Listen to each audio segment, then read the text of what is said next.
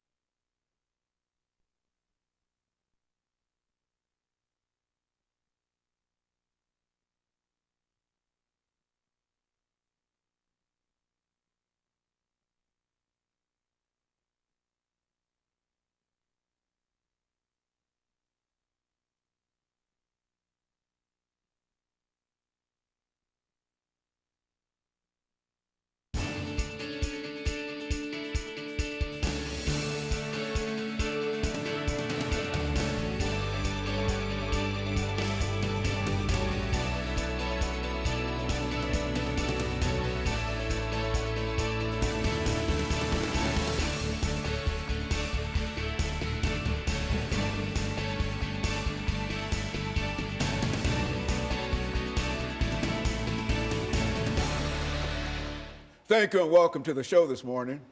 The topic this morning is the impact of secular and Christian music on youth. And we're fortunate to have with us to talk about the impact that Christian music and secular music is having on youth, and especially African American youth, Pastor Kay Walker, who will give us some information in reference to Mr. Larry Polo as well as Reginald Williams. And let me welcome all three of you to the show this morning. But Pastor Walker, since you know these individuals more than I think that any of us know them, let's have you to sort of give us some statements in reference to who they are, and then we'll be able to talk to them in reference to that. Okay. Well, Dr. Haney, first of all, thanks again for allowing us the opportunity to be on your show. Your show is all very informative show, and it reaches a broad audience, and we're just thankful to be here. With me today is Mr. Larry Polo Rayford and Mr. Reginald Ballhead Williams, and they that's the names now. That sort of summarizes them up. Oh, very good. And we got some very important subject matter to talk about today, Dr. Haney, concerning the impact of secular rap and Christian rap music on our youth today. And these are gospel Christian rappers and stuff, and they can tell you more about themselves than I can, and I'll just kind of yield to them at this point. Okay, Mr. Larry Polo, why don't you give us some information about your background, education, experiences, and after which Mr. Reginald Williams will do the same. Yes, sir. I was born in Ben Harbor, Michigan, raised in Chicago, Illinois. Also, let me see, I was in the streets most of my life, pretty much all of my life. Gang banged. I was gang banging for 20 years of my life, part of one of the biggest organizations that ever was in Chicago as well. And I also did secular music as well. Educational wise, I dropped out of school my 10th grade year, and then I just went back to get my GED last year, and now I'm in college at American Baptist College. So I'm what you call an ex-gangster to now one of God's disciples. Very good. Mr. Williams? I'm from Nashville, and I was incarcerated at 19 and dropped out of high school in my 10th grade year as well, and went to prison and found God, and God showed me how to get my life together. So I went to school there, graduated some various classes, various schools, and got my barber's license, and so that's what I do now for money, and just gave God my life, man, and He's dealing with us. You know? And so, Pastor Walker, we believe that gospel music and rap music and secular music, all of these work together.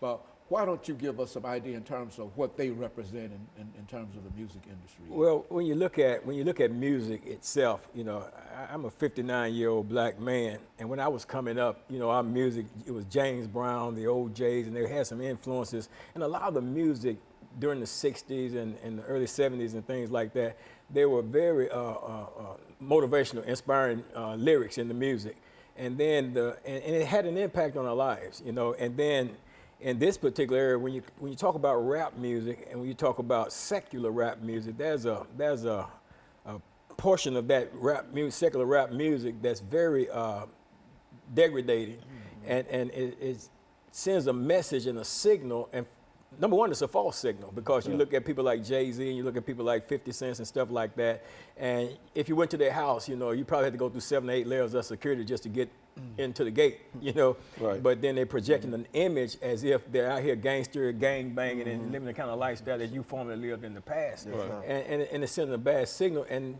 our youth are grabbing a hold to that. So I think what God is doing in this particular dispensation of time, He has created gospel rap, so that our youth can be reached with the gospel through rap, you know, and these guys are the example and of the epitome of that particular genre of music, because they're reaching a lot of people. Very good. Mr. Polo, let's, over the last minute we have in this segment, let's start off by, what do you think about secular music and rap music? Give us a sort of a summary of that, and then we'll be able to start with Mr. Williams when we come back. Summarizing it all is that now I really do say that is the music that defines demonic spiritual movement, more so than anything now, because it's more of it influences our children to do things that they don't have no business doing. And I know, because like I said, in my life, in gang banging and things that I used to do, that's what we used to get a rush off of, was that secular music, and that rushed us to even do more dirt, as we call it, or do more crimes and the ignorant stuff that we were doing. So So I do understand that. And so we're getting ready for our first commercial break, and when we come back, we'll start with you, Mr. Williams, and we'll be back with our audience following this very, very short commercial break.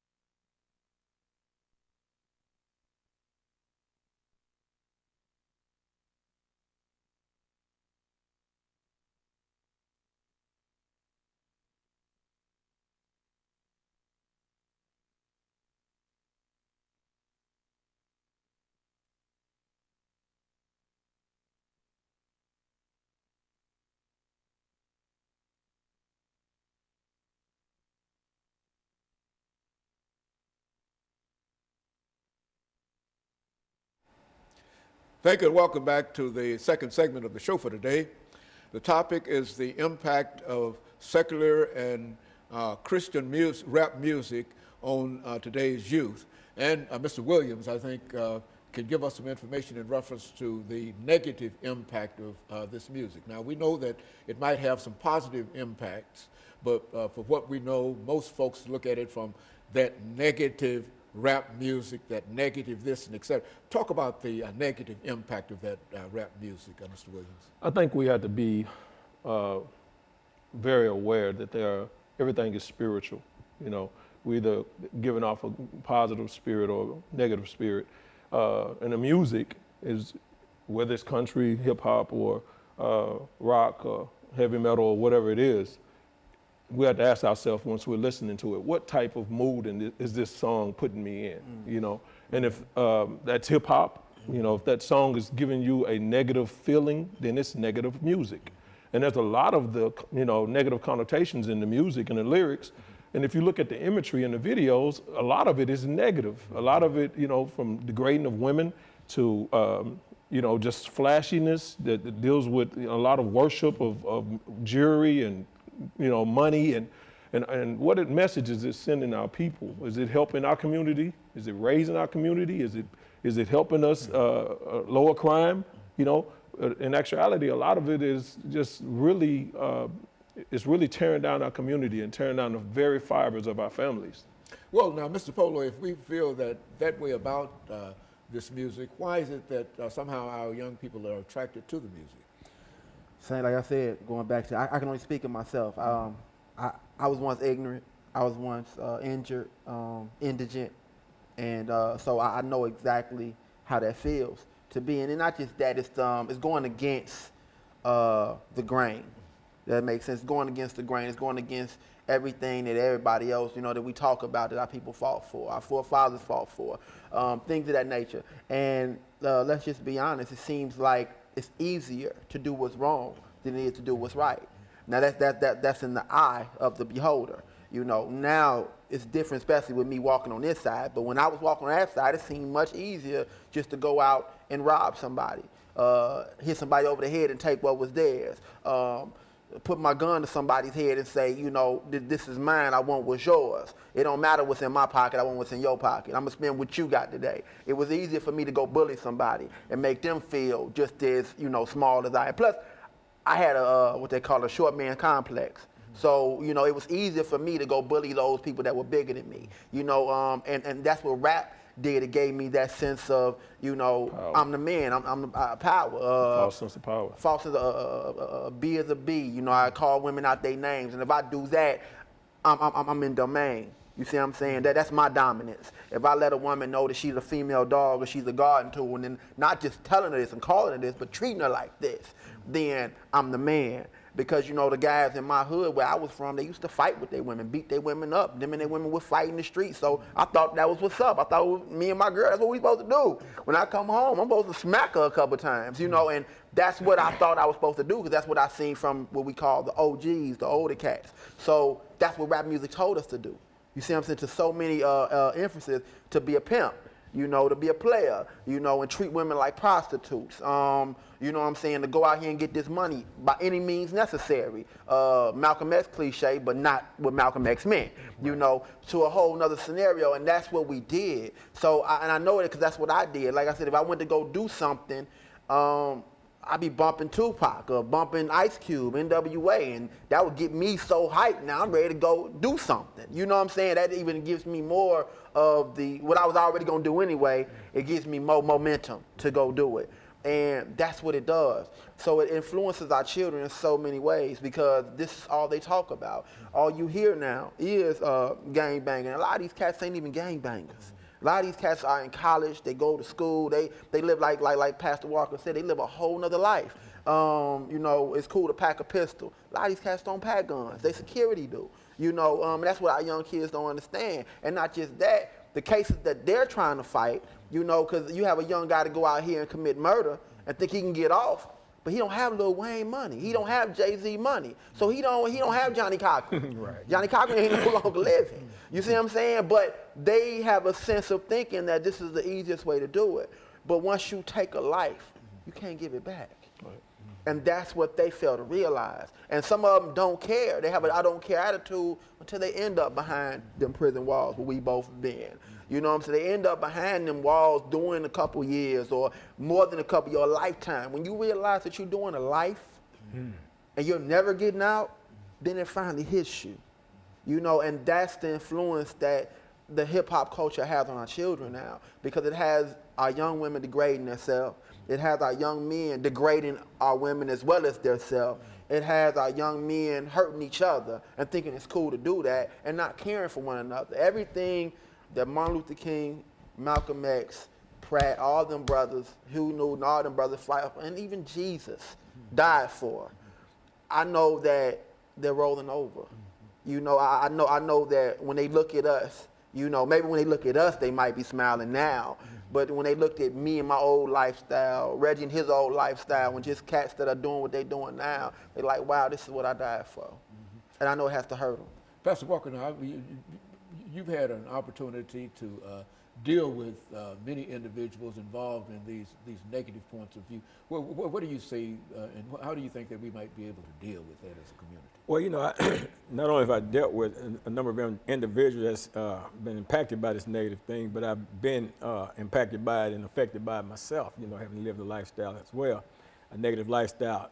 There is an important aspect I would like to touch on is the church. The church is a big hurdle that these Christian rappers, gospel rappers have to overcome in order to get the message across, because you've got so many pastors that are dead set in some traditionalism, I was going to say monkey ways, but, that they're not allowing God to implement and use a tool that he has constructed to reach the youth. Yeah. Because this Christian rap music, our people, especially black people, like to move. They like to dance. Yeah. And see, the beat in the music will attract them, and the lyrics in the music will influence and change them. Yeah. So God has a method in which to reach. That's why you got the secular thing is people there are trends set by trendsetters, and they do it to control the people. That's why the Bible says, be careful what you hear, because what you hear can influence the way you act and behave. That's right. And that's where the importance of gospel rap music comes in, to counteract the secular music that's being filtered out and placed into the hearts and the minds of our youth today, and it's influencing and impacting them in a negative way. And so in a real sense, we're getting ready for our second commercial break, and we'll come back, Mr. Williams. We'll start with you, and we'll have you to elaborate upon some of the things that we've already spoken of. And we'll be back with our audience following this very, very short commercial break.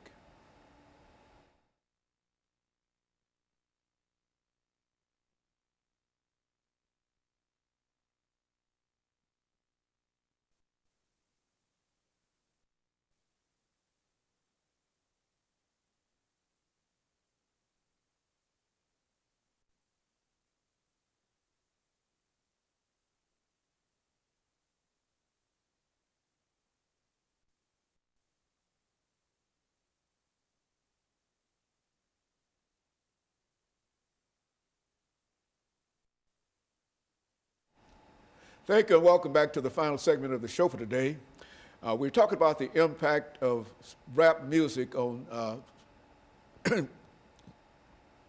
the impact of Christian music on our secular and rap experiences.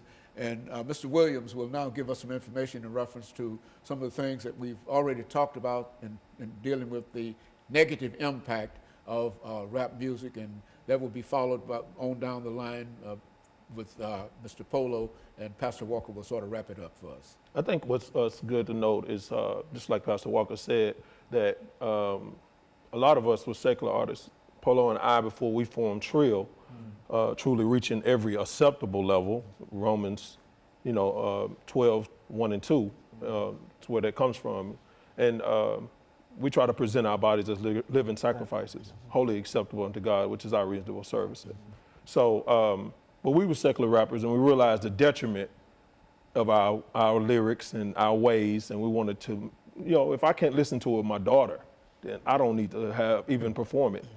I don't need to be attached to it. And I don't play it in my car. If I can't, my grandmother can't sit back there and be like, son, what is this?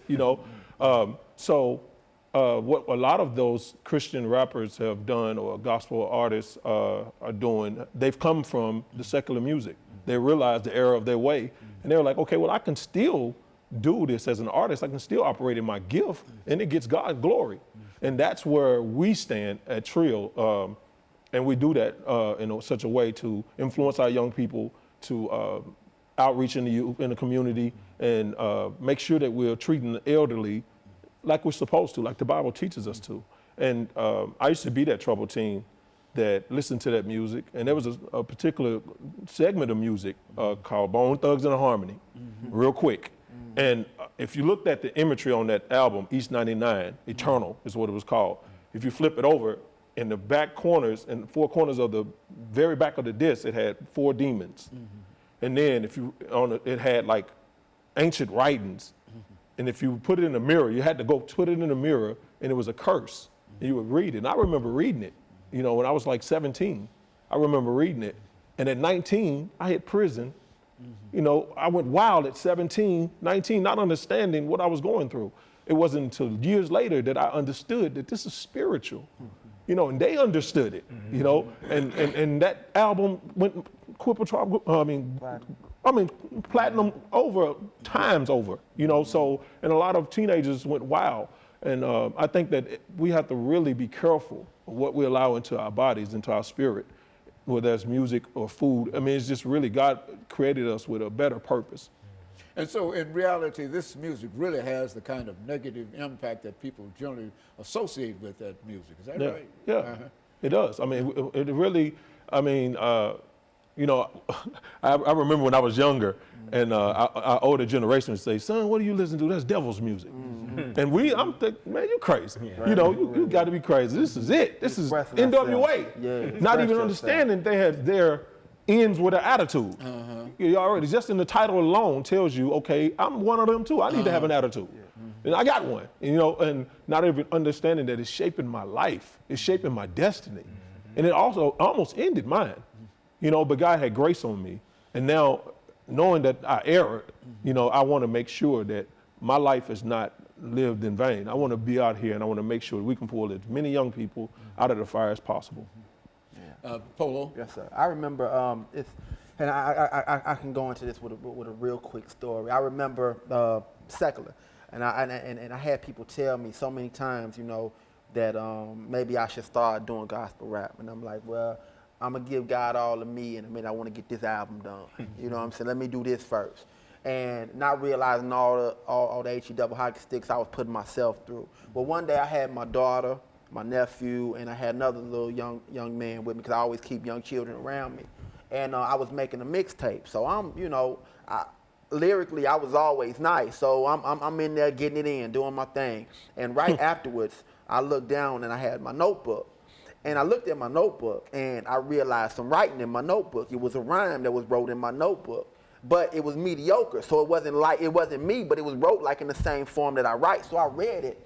And it was talking about, it said the N-word, talked about the game, the hustling game. No real cuss words in it, but the rhymes, rhyme. And I was like, okay, but who writing my notebook? Because my nephew had his own notebook, so I knew it wasn't him.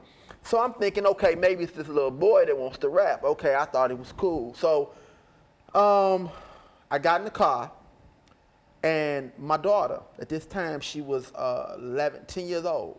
And she said, Daddy, did you like the rap that I wrote? And I said, you wrote that in my notebook? And she said, yeah. And I said, baby, I got a question though. I said, what do you know about the game? She said, only what I hear from you. And that hit me so hard, because God will show you you. So all this time, I'm not listening to what he's trying to tell me. He knew what to use to finally get me to understand what he was trying to tell me. And I said, wow. I said, baby, I said, listen, is this something that you really want to do? She said, yeah, I just want to rap with you. I said, well, I will only support you in this if you start telling the truth. So at that point in time, God spoke to me and he told me this. He said, Polo, I didn't tell you to stop dancing. I just want you to change partners.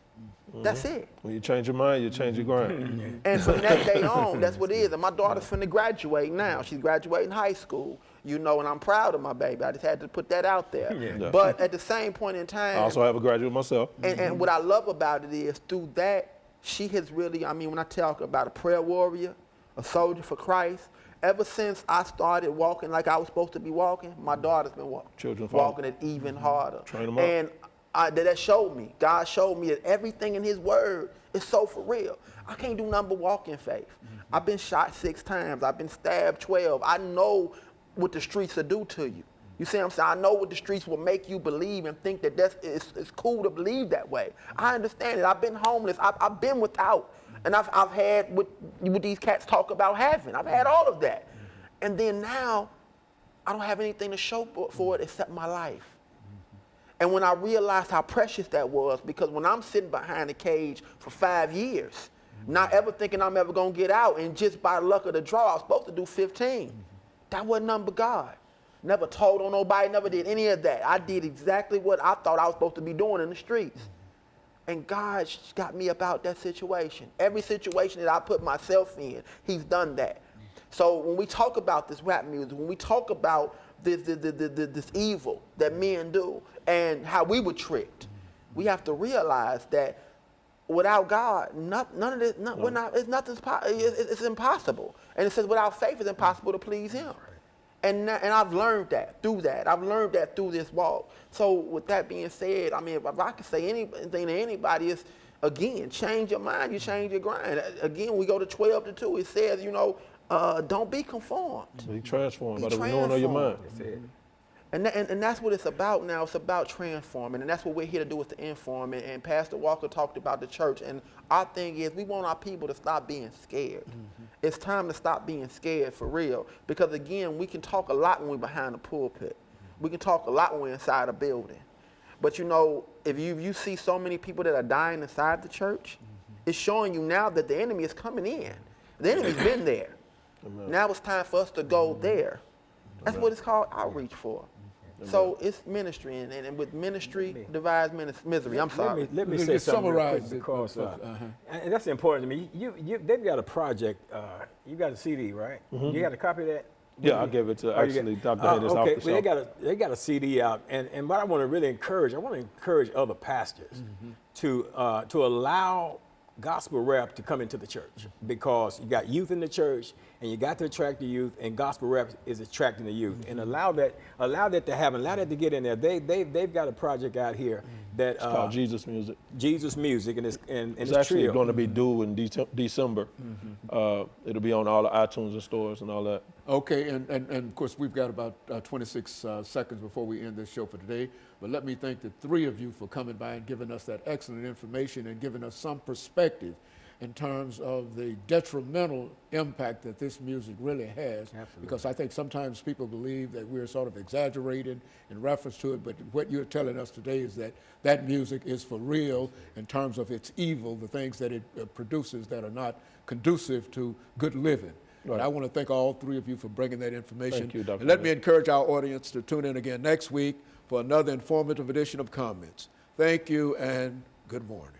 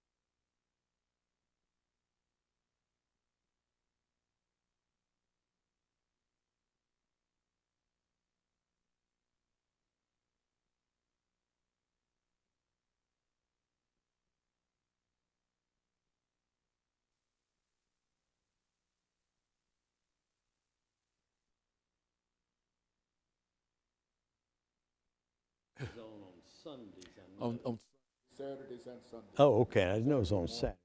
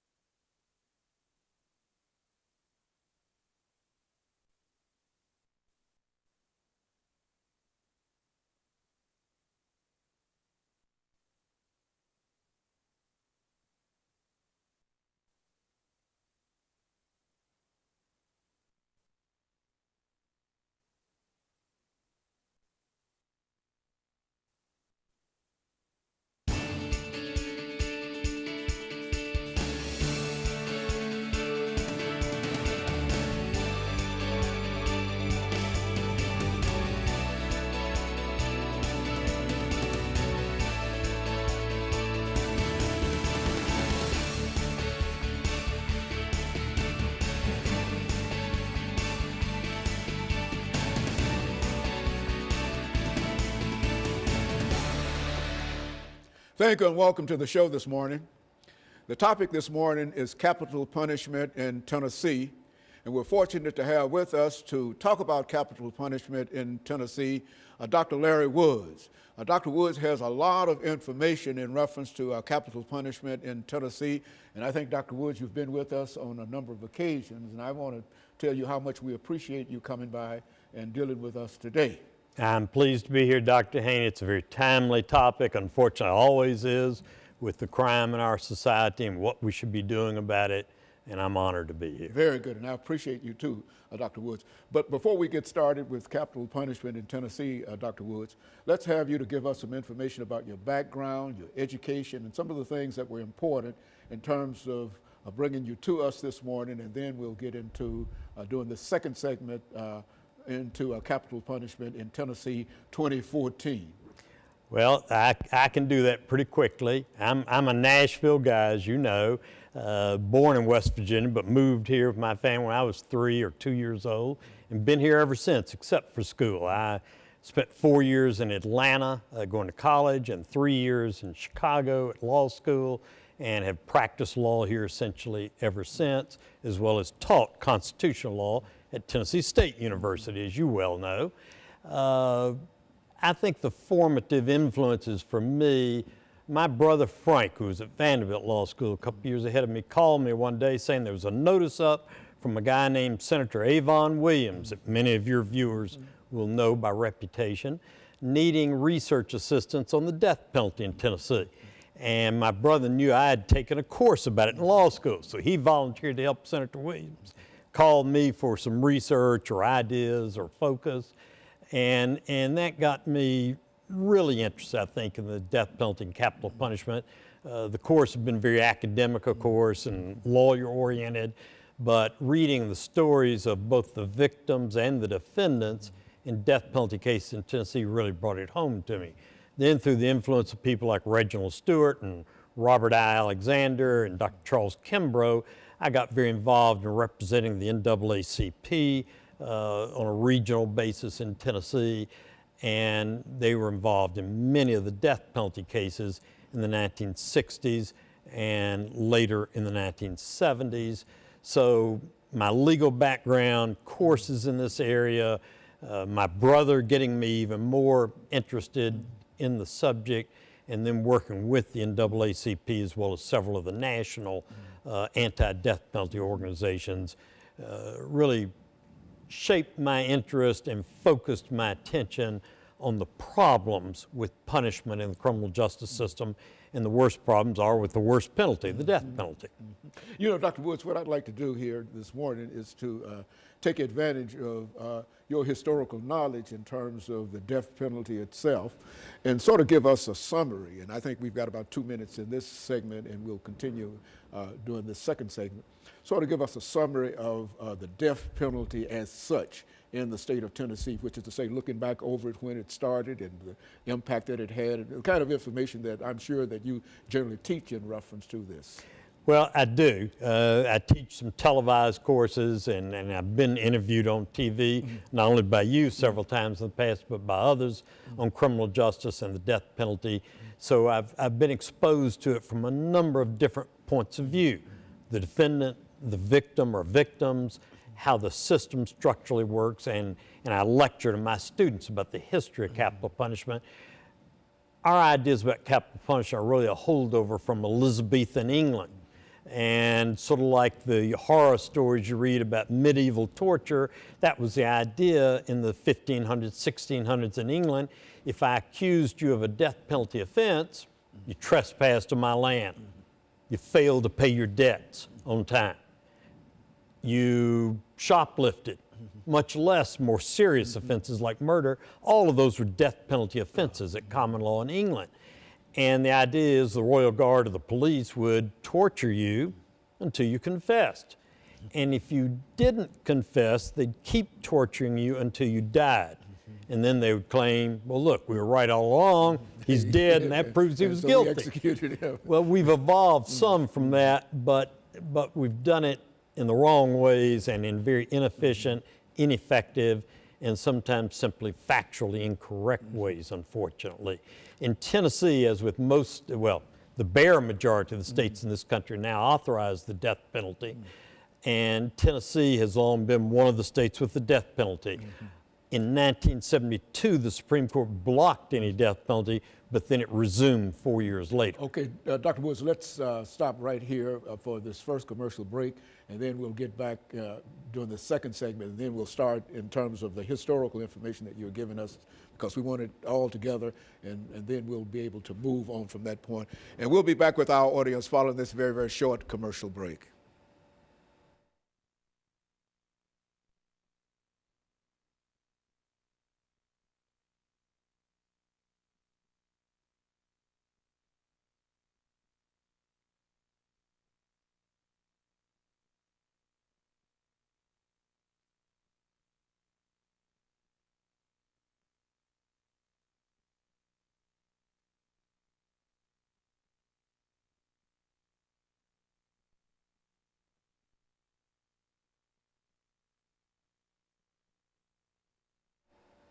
Thank you, and welcome back to the second segment of the show for today. We're talking to Dr. Larry Woods from Tennessee State University, and he's giving us some information relative to the death penalty in the state of Tennessee. Dr. Woods, let's, as we promised, let's pick up where we left off, dealing with sort of a historical statement in reference to the death penalty in the state of Tennessee. Focusing on Tennessee, before 1978, The death penalty in Tennessee was available for a large number of felony offenses, and it was simply up to the district attorney, the trial judge, and the jury to decide whether the punishment would be death penalty or life imprisonment or a term of years, whether you were talking about murder or rape or armed robbery or any number of other offenses. Then the Supreme Court stepped in 1972 in a case called Furman versus Georgia and ruled and pointed out that for a long time in our history, the death penalty had been used in very discriminatory fashion. The people who were winding up on death row were folks who could not afford a lawyer, who were almost always a minority, African American, Latina, Hispanic, poor white, and there was very little supervision by the courts of who received the death penalty and who didn't. And the best way to illustrate that in Tennessee is typically in the last 3 or 4 decades, we'll have about 1,000 or 1,100 people convicted of murder in our state prison system. Of those approximately 1,100 murderers, only about 100 received the death penalty sentence. And therefore, the idea in theory was we'll sentence to death only the worst of the murderers, the worst of the worst. But the problem was, you know, if I get arrested and I can't afford a lawyer before the 1972 embargo on the death penalty, in theory I'd get an appointed lawyer, but in practice, all up through the 1960s, if I didn't have my own lawyer, I was in desperate trouble. I wasn't going to understand what was going on as the defendant in terms of court procedure, penalties, and the judge wasn't going to be in any position to help me. And therefore, we filled up death rows all over the country, including Tennessee, with people who were not the worst of the worst. I'm not saying they were angels, I'm saying they weren't the worst of the worst. The Supreme Court got very concerned we were putting innocent people on death row, which we were in at least about 6 to 8% of the cases. That doesn't sound like a lot till you stop and realize that any time on death row in modern times, we've got 3,000 to 4,000 people. So we're talking about a very large number of innocent people at that point. So the court finally in 1976 said if states, including Tennessee, will follow certain procedures, they can reinstitute the death penalty. Our legislature passed a new death penalty in 1978. It was then declared unconstitutional by the state Supreme Court. Finally, about 1979, we got a death penalty created by the legislature that the courts, that the DAs, that the system could use. And that system essentially says juries will determine whether a convicted murderer faces the death penalty or life in prison without parole, that's a newer fashion of it, or a term of years. And the jury can only determine that if the jury gets proper guidance from the lawyers and the judge, proper guidance being, are there aggravating circumstances? Aggravating circumstances in a murder case would be, if I'm the perpetrator, did I kill a police officer? Did I kill a correctional officer? Did I kill a public official? Did I kill a very elderly person or a very young person? In other words, the worst of the worst kind of murders. Juries have to weigh aggravating factors versus mitigating factors. What would be a mitigating factor if I'm that perpetrator? Well, maybe I suffer from mental disease. Perhaps I'm mentally retarded. Perhaps I'm a juvenile who's following the lead of an older person who's the primary instigator, perpetrator of the terrible crimes we're talking about. If I have mitigating factors, juries are supposed to weigh the mitigating factors against the aggravating factors.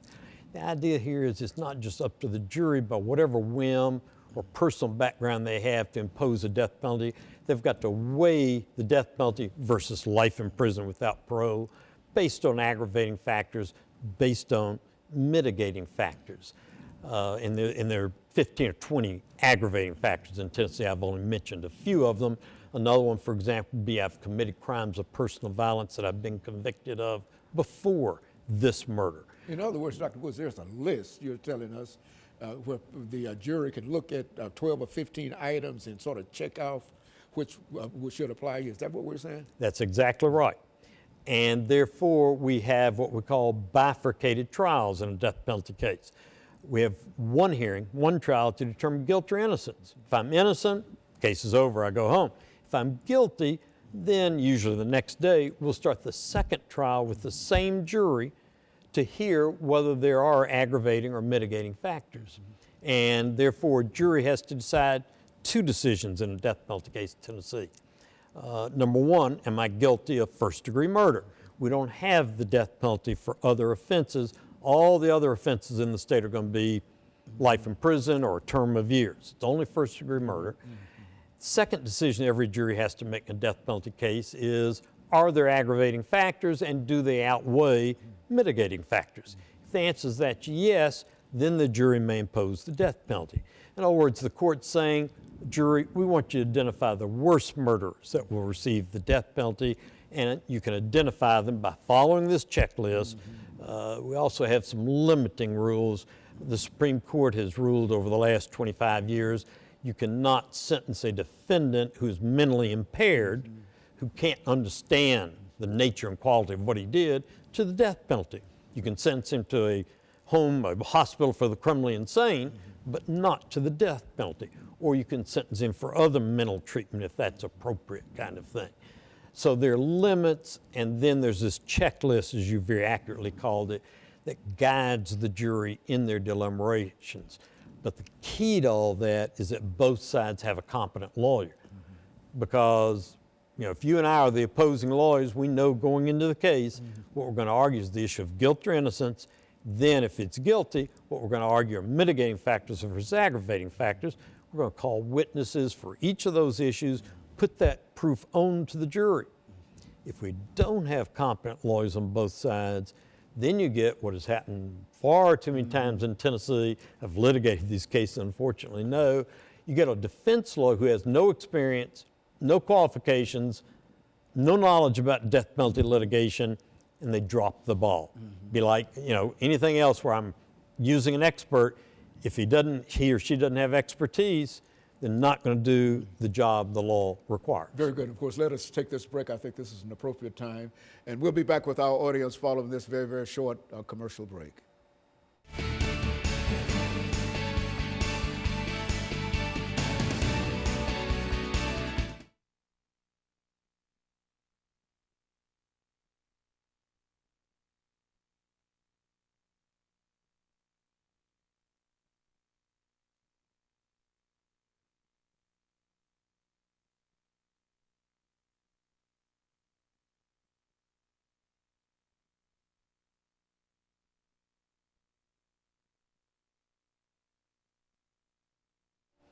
Thank you and welcome back to the final segment of the show for today.